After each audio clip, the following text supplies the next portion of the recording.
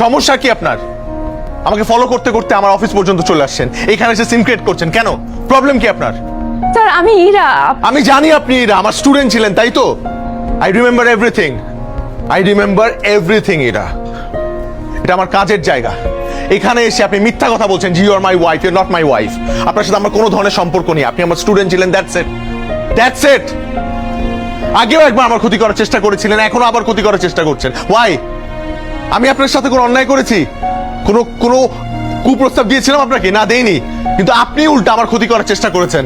আপনার ফ্যামিলিকে বলেছেন যে আমি আপনাকে উল্টাপাল্টা অফার দিয়েছি, প্রেমের অফার দিয়েছি।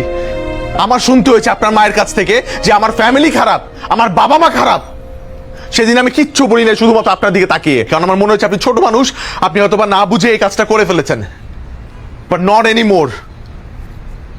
আমি এটা ছেড়ে আসছি, এখন আমি একটা নতুন লাইফ লিড করছি। প্লিজ এখানে আমাকে ডিস্টার্ব করবেন না, ওকে? আমি কখনো আপনার সাথে আর দেখা করতে চাই না, কথা বলতে চাই না। প্লিজ দয়া করে আপনার এই চেহারাটা আমাকে কখনো আর দেখাবেন না, মনে থাকে যেন আপনার।